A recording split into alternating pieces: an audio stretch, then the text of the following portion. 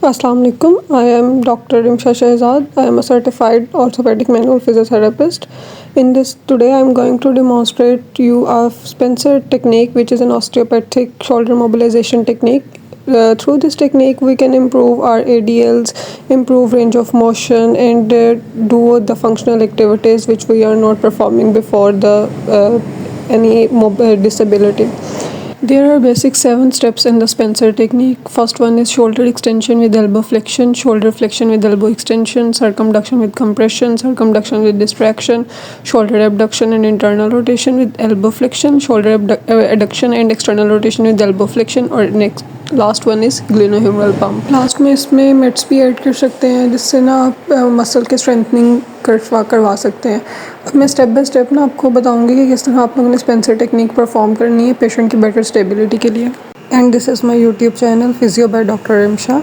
Kindly like my video and subscribe my channel. Stabilise करना, फिर इसकी एक्सटेंशन में लेके जाना, जहाँ हमें बैरियर फील होगा उसको लेके आओ आगे को, छोड़, फिर लेके आओ, छोड़, फिर लेके आओ, छोड़.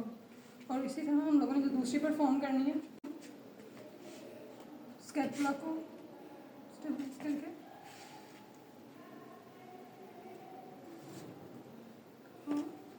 ये पूरा इसको आम लेके आना.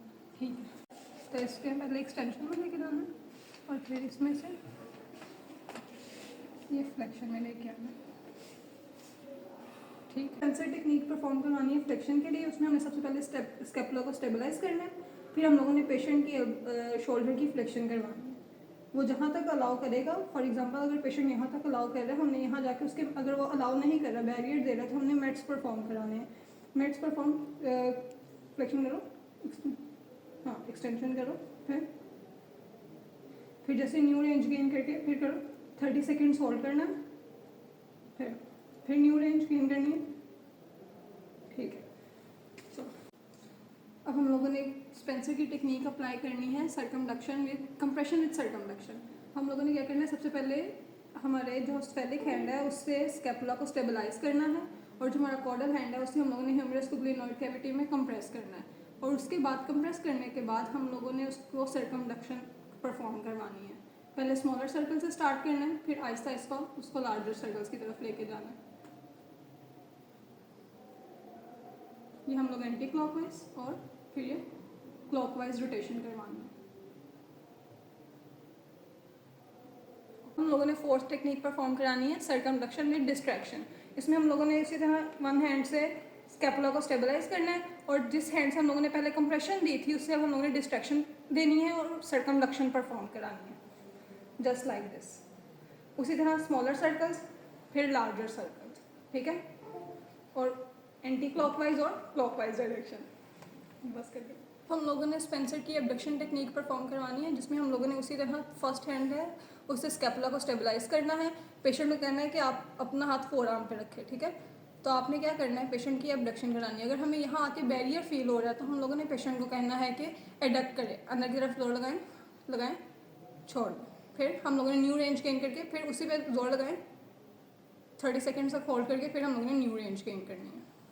अब जो हमने टेक्निक परफॉर्म करनी है उसका नाम है एडक्शन विद एक्सटर्नल रोटेशन. ठीक है, उसी तरह हम लोगों ने पेशेंट का जो स्कैपुला स्टेबलाइज करना है, और पेशेंट को कहना है कि अपना वन हैंड हमारे फोर आर्म पे रख ले, ये आपने स्टेबलाइज करके रखना है. ठीक है, और हम लोगों ने पेशेंट की एडक्शन परफॉर्म करानी है विद एक्सटर्नल रोटेशन.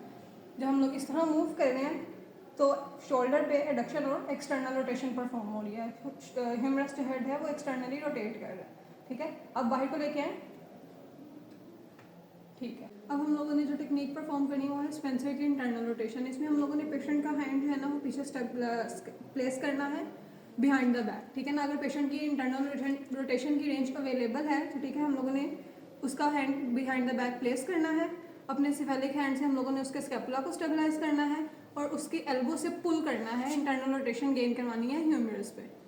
ठीक है, अगर उसकी अवेलेबल रेंज नहीं है तो हम लोगों ने क्या करना है, मेट्स परफॉर्म कराने हैं. जोर लगाएं बाइट को, छोड़ दें, फिर छोड़ दें, फिर छोड़ दें. इस तरह हम लोगों ने न्यू रेंज गेन करनी है. और अगर वो इतनी आपको अलाउ नहीं कर रहा कि अपना वो हैंड बैक पे प्लेस करे तो आपने उसका हैंड इलियम पे प्लेस करना है. इलियम पे प्लेस करा के सेम उसी तरह आपने बाहर को जोर लगाएं, छोड़ दें, फिर छोड़ हेड टेक्निक है जिसका नाम है ट्रैक्शन स्ट्रेच। इसमें हम लोगों ने पेशेंट का हैंड अपने शोल्डर पे प्लेस करना है और हम लोग जिसका हैंड अपने शोल्डर पे प्लेस किया तो ऑलरेडी ग्लिनोह्यूमरल जॉइंट पे ट्रैक्शन आ गई हुई है। हम लोगों ने क्या करना है, जस्ट टिश्यूज़ को ग्रैस्प करना है ह्यूमरस पे, ठीक है, और उसको स्ट्रेच देना है। इसको हम लोग ग्लिनोह्यूमरल पंप भी बोलते हैं। That's it.